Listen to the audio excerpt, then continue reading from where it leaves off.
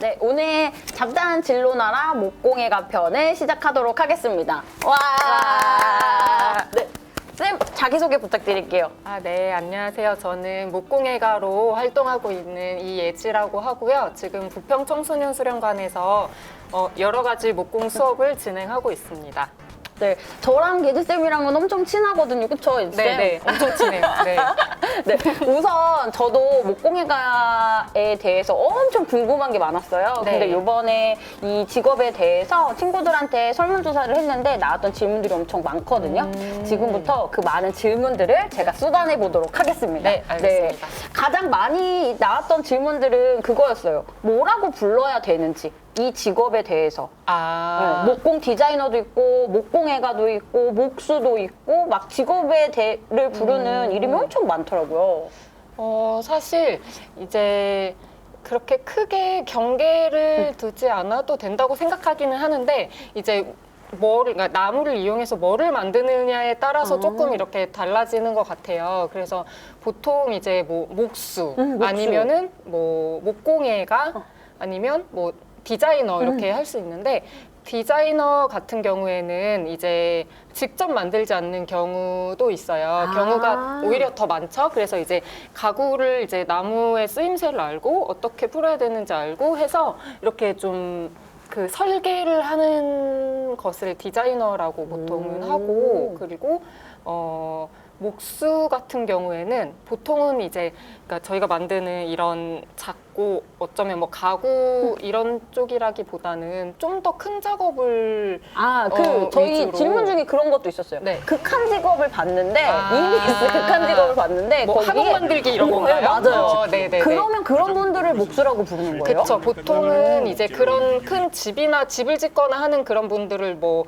대목수 이제 가구 대를 붙이는 거예요? 그렇죠. 가구 만드는 사람 소목 이렇게 소목수 이렇게 부를 수는 있는데 그렇게 막 뭐 이렇게 굳이 막 그렇게 부르진 않지만 뭐 목수 이렇게 뭐 목공예가는 뭐 약간 작은 물건 만들기 예를 들면 뭐 요 정도의 뭐 이제 소품? 물건들 네 작은 가구들 만드는 거를 할 수도 있고 근데 사실 그러니까 딱 어떻게 정의 내려서 딱딱딱딱 구분되어져 있지는 않지만 약간 본인이 나는 목수다 이렇게 좀 정의 내리시는 분도 있고 본인 스스로? 네네네 나는 정체성이 난 디자이너다 이렇게 내가 만들든 아니 직접 만들지 않든 간에 내가 뭐 디자이너다 이렇게 정의 내리시는 분도 있고 저는 이제 목공예가라고 저를 스스로 부르는데 그렇게 하는 이유는 이제 제가 뭐 그러니까 디자인을 해서 남에게 맡기는 게 아니고 제가 이제 직접 디자인도 하지만 그 처음부터 이게 마무리가 되는 모든 순간까지 제가 다 하나씩 만들기 때문에 공예라는 것이 하나하나 그 손길을 담아서 만드는 부분이기 때문에 제가 또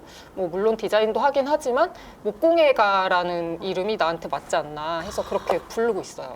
되게 다양하고 하는 일에 따라서 약간 진짜 분야가 더 세분화적으로 들어가네요. 네네네. 네, 그러면 또 궁금한 건 왜 이 직업을 선택하게 되셨는지. 저는 어렸을 때부터 만들기를 되게 좋아했고 뭐 그림 그리는 것도 좋아했고 대학교를 미대로 가게 됐고 그때 이제 대학교 때는 섬유를 가지고 공예를 하는 섬유 공예를 전공했지만 그 이후에는 이제 딱히 섬유 공예를 가지고 작업을 하진 않고 이제 뭐 취직해서 디자인 회사에 취직해서 일을 하고 그러다가 점점 내가 직접 만드는 일을 너무 하고 싶은 거예요. 그리고 내가 내 오리지널리티를 담아서 뭔가 작업을 하는 그걸 너무 하고 싶은 거예요. 그래서 그러면 뭐를 가지고 해볼까 하고 이제 회사를 퇴직하면서 뭐 가죽도 조금 해보고 뭐 나무도 조금 가까운 공방 가서 배워보고 이런 식으로 이제 좀 경험을 해보다 보니까 이게 나무가 저랑 너무 잘 맞는 거예요.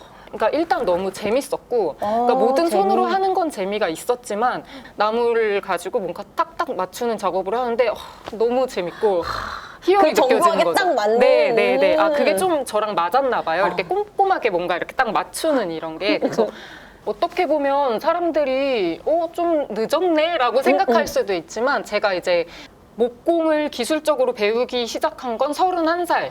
31살? 네. 그렇구나. 네네.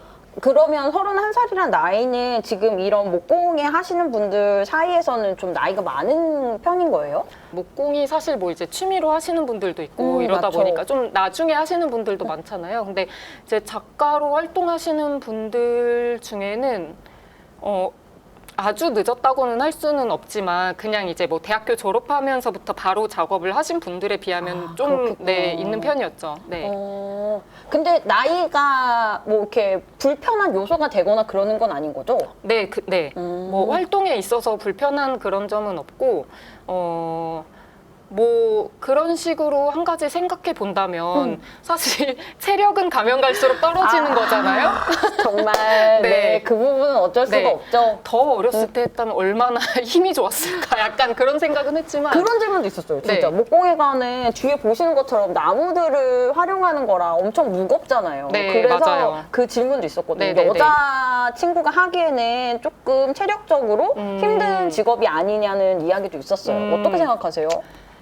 저는 맞는 것 같아요. 체력적으로? 네네, 맞고, 그게 이제, 남자들보단 당연히 이제 물리적으로 힘이 좀 없잖아요. 그러니까 조금 힘든 면도 있기는 한데, 제가 근데 이제 경험을 해본 바, 이렇게 그게 다 이제 힘으로만 하는 작업은 아니에요. 그래서 이렇게 좀 당연히 뭐 목재가 왔을 때 나르고 아니면 뭔가를 막 차에 싣고 막 맞아요. 이런 그런 것들은 좀 이제 당연히 힘이 좀 딸릴 수밖에 없고 도움을 받을 수밖에 없는데 이제 뭔가 물건을 만들고 이거에 있어서는 사실 좀 더 섬세한 손놀림이라던가 아니면 좀 이제 디테일에 대해서 생각하는 것 이거기 때문에 그냥 약간 여자 남자의 뭐 힘 차이라기보다는 그냥 사람 바이 사람으로 이것에 맞는 사람이 조금 있는 것 같고 힘은 사실 뭐 좋으면 좋지만 뭐 그렇다고 안 될 일은 아니다. 안 될 일은 아니다. 네네네. 그러면 목공예가가 되려면 어떻게 해야 되는 거예요? 쌤은 지금 미대를 나오셨는데 네. 꼭 미대를 나와야 되는 건지 아니면 뭐 그런 쪽에 전공을 꼭 가져야지만 이런 목공예가가 될 수 있는 거예요? 방법이 뭐가 있을까요?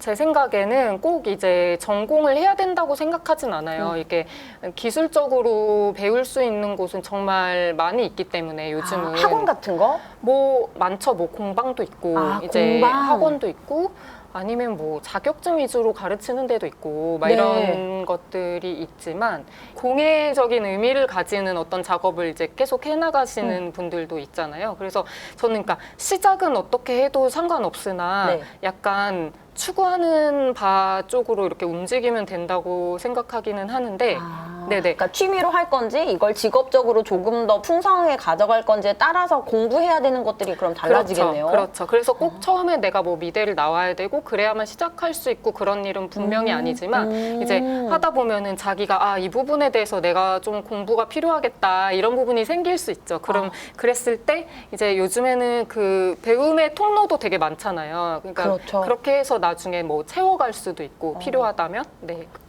그러면 청소년들이 만약 목공예가가 되고 싶으면 네. 뭘 제일 먼저 준비하면 좋을까요? 배울 수 있는 채널은 많이 있지만 청소년이라면 네. 학교처럼 배울 수 있는 곳에 들어가면은 좋을 것 같아요. 근데 이제 하나의 예로 네. 제가 이제 배웠던 곳은 기술을 위주로 가르치는 곳이기는 했어요. 그러니까 이게 뭐 디자인이나 이런 그 기본적인 베이스가 뭐 디자인 어떤 그런 분야보다는 이제 기술적으로 많이 배웠는데 여기는 이제 저는 서울에 살고 서울에서 기술교육원을 운영하는 데가 4군데가 있거든요. 그래서 제가 다녔던 곳이 서울 남부기술교육원이라고 하는데 거기서 이제 1년 과정으로 거의 뭐 1년 동안 3월부터 이제 그러니까 보통 그 2학기 있잖아요. 네, 그 네. 1년 동안 배우는 과정이 있어요. 그런 건 청소년도 배울 수 있어요? 네, 청소년도 제가 다닐 때 제가 31살에 다녔다고 했잖아요. 네네. 저의 동기생 중에 고3 학생들이 있었어요. 그러니까 이제 19살인데 그 위탁 교육생으로 네. 그곳에 와서 이제 학교 그 교과 대신 그거를 배우는 학생들이 그때 3명인가 있었거든요. 그래서 오. 친구처럼 지냈거든요. 네. 네. 근데 그렇게도 배우더라고요. 근데 그렇게 그렇게 해서 좀 뭐랄까 집중적으로 1년 동안 학교에 다니듯이 그렇게 배운다는 게 사실 더 좀 좋을 수 있는 것 같아요. 왜냐하면 그냥 이제 공방은 사실 취미로 배우시는 분들도 많고, 그쵸. 네네. 근데 이제 제가 방금 말씀드린 기술교육원은 국가에서 서울시에서 운영하는 거기 때문에 이제 뭐 많이 지원되는 부분들도 있고, 뭐 학비도 없고, 아, 그리고 조금 더 체계적이고. 네네. 그렇다 보니까 여기서 배우는 것도 좋은 방법이다 이렇게 말씀을 드리는 거고, 꼭 이제 이렇게 뭐 공공기관, 그러니까 그 기관에서 가르치는 것이 아니더라도 이제 사설로 이런 거를 또 굉장히 잘 가르치는 곳이 많이 있어요. 네. 그러니까 찾아보면은 뭐 목공 이제 교육 뭐 이렇게 찾아보면 꼭 이제 뭐 동네에 있는 작은 공방 말고도 뭐 가구를 이제 디자인부터 시작해서 이렇게 쭉 다 가르쳐 주는 그런 데가 있거든요. 그래서 제가 뭐 하나하나 이름을 열거하기는 좀 그렇지만, 네네. 그런 몇 군데의 이제 교육 기관들이 많이 있어요. 그래서 그렇게 좀 체계를 갖추고 있는 곳에서 배워보는 게 어떨까. 아, 처음에 시작할 때. 네, 생각을 합니다. 아니면은 이제, 고등학생이라면은 사실상 이제 아예 입시를 그런 쪽으로 준비를 해서 뭐 이제 가구 디자인과 이런 데 있잖아요. 아, 네네네. 아예 그렇게 가구 디자인 이런 과가 딱 정해져 있는 데도 있나 봐요? 네, 있어요. 가구 디자인과 있고, 뭐 이제 예를 들면, 미대에는 공예과가 있는데, 공예과도 뭐 여러 가지가 있거든요. 도자도 있고, 뭐 섬유도 있고, 뭐 여러 가지가 있는데, 그 중에도 뭐 이제 목공예과도 있고, 그러니까 그런 관련 학과를 갈 수가 있어요. 그리고 만약에 이제 대학생 친구들 같은 경우에는 만약에 조금 다른 전공을 했더라도 이제 관련된 거를 뭐 좀 이수를 하고 해서 뭐 대학원 교육을 그런 식으로 받는다든지 이런 추가적으로. 방법도 있고, 네네. 좀 추구하는 바가 있으면은 그것을 하고 있는 사람들에게 좀 물어보면 진짜 좀 다양한 방법이 있을 거예요. 네. 이 목공예과는 그러면 수입을, 네. 그러니까 직업이면 이제 수입이 있어야 먹고 살 수 있으니까 네네네. 고정적인 수입을 얻을 수는 없는 직업이잖아요. 그렇죠. 네, 그러면 작품을 판매하거나 그 외에 이제 수입은 어떤 식으로 얻을 수 있는 거예요?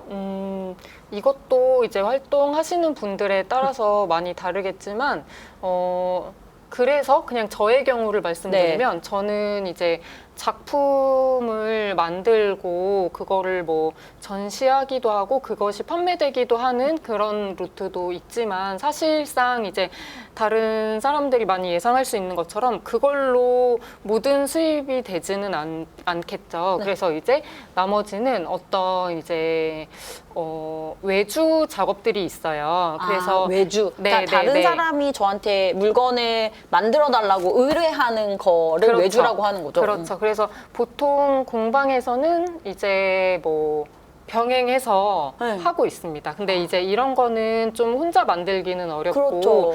그 대신 이제 좀 전체 그 비용이 커지는 만큼 이제 이거를 하고 있는 다른 동료들과 함께 좀 협업을 해서 만들고 그것을 납품을 하고 그것에 대한 비용을 받고 이런 부분도 있습니다. 네. 조금 더 싸지만 좀 어느 정도 디자인을 포기하는 것보다는 좀 더 비싸더라도 이 사람들이 만들어주는 게 우리 가게가 좀 더 멋있어진다 이렇게 하면 다 이제 사용을 하기는 하거든요. 네. 그러면 지금 가장 크게 대두되고 있는 4차 산업 시대가 오잖아요. 네. 그 이 시대 이후에 목공예가라는 직업의 전망은 어떨 것 같으세요? 제가 아주 큰 흐름을 말씀드릴 수는 없지만 미디어 같은 데 보면 네. 이제 언젠가 뭐 없어질 직업들 뭐 이런 거 맞아요. 나오잖아요. 맞아요. 그거 봤을 때 혹시 막 이러면서 보더라도 이제 저는 그런 생각을 해요. 이렇게 요즘에 뭐 책도 전자책으로 많이 읽고 뭐 이제 그런 시대가 되었는데 그렇다고 해도 종이책이 사라지지는 않잖아요. 그것처럼 이제 어떤 그리고 없어지지 않는 네. 그 직업 중에는 네. 뭐 이제 예술가들은 없어지지 않아요. 왜냐면은 그거는 AI가 대신할 수 없는 부분이거든요. 그러니까 이거는 이제 뭔가 학습을 해서, 그러니까 사람보다 굉장한 정교한 기술력으로 뭐 그림을 뭐 복제한다든지 그림을 이렇게 그릴 수 있다든지 이런 거는 할 수 있다고 생각해요. 네. 그렇지만 이제 그 사람이기 때문에 뭔가 사유할 수 있고 뭔가 이제 창조해낼 수 있고 하는 창작해낼 수 있고 하는 부분이 이제 그렇게 넘어갈 수는 없는 부분이기 때문에 그리고 이제 사람만이 할 수 있는 뭐 아직은 더 많은 기술 발전이 없어서 저도 잘 모르겠지만 지금 굉장히 많은 부분을 이제 디자인한 것을 이제 물건을 만들 때 네. 기계들이 대신할 수 있는 게 되게 많아지고 그쵸, 있거든요. 그쵸. 뭐 그냥 쉽게 말하면 3D 프린터도 그렇고 맞아요. 뭐 이제 뭐 나무 같은 것도 사실 기계로 이렇게 돌아다니면서 뭐 봤어요. 깎아주고 뭐 이런 어. 거 있잖아요. 그러니까 그런 기계가 있더라도 지금은 이제 그런 기계를 그걸 가지고 어떻게 활용해서 어떻게 만들어야 되는지 이게 사람이 없으면 안 되는 부분이에요. 그래서 이제 그걸 어떻게 활용해서 어떻게 더 좋은 작품을 만들 수 있는가 하는 거는 또 사람이 할 수 있는 영역인 것 같고 그게 더욱더 발전하더라도 사실 이제 어떤 것을 창작해낸다는 그 근본적인 부분은 또 이제 사람이 하는 그 부분이 좀 사라지지는 않는 거기 때문에 그리고 왜 그 나무가 주는 따스함 꼭 이제 전자책이 있더라도 사람이 종이책을 원하는 맞아요. 이유가 뭐겠어요. 네, 종이책. 네, 그 그 냄새랑 내 손에 그 종이 잡히는. 맛과 이런 부분인데 이제 모두 다 3D 프린터가 뽑아낸 식탁 뭐 이런 거 쓰고 싶진 않을 거 아니에요? 전 그렇게 생각하고 있습니다. 그러면 이 목공예가라는 직업은 은퇴도 내가 하기 나름인 거고 그리고 4차 산업이랑은 그 안에서도 훨씬 더 풍성하게 자리 잡을 수 있는 직업이겠네요.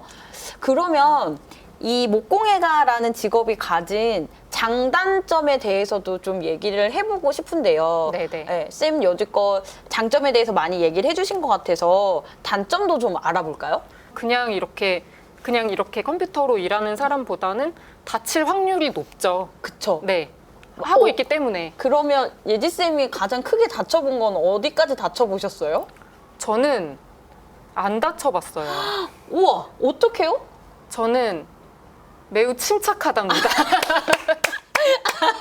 아, 그렇구나. 네, 그래서 이게 사실 기계를 이제 정말 좀 위험하잖아요. 그러니까 네. 기계를 쓰고 뭐 하는 데 있어서 이게 정신 집중하지 않고 침착하지 않으면은 정말 다쳐요. 그러니까 맞아요. 조심을 해야 돼요. 그러니까 좀 안전한 방법을 딱 준비해 놓고 그렇게 아. 작업을 하는 게 가장 중요하죠. 제가 가장 크게 다친 건 뭐냐면은 그 저기 보시는 테이블 소 있잖아요. 네, 저도 저기서 다쳤어요. 아, 어떻게 다치셨어요? 나무를 네네. 이렇게 미는데 미는 네네네. 힘이 저기 뭐죠? 돌아가는? 네, 돌아가는 네, 톱이 톱에 톱이 나무를 쳐서 그 나무가 날아가서 손가락을 팍 하고 찧었었거든요. 네네네. 네. 그걸 바로 킥백이라고 부르는데요. 아, 진짜요? 저도 방금 킥백을 얘기하려고 아, 했어요. 진짜요? 네, 이게 뭐냐면 제가 킥백을 지금까지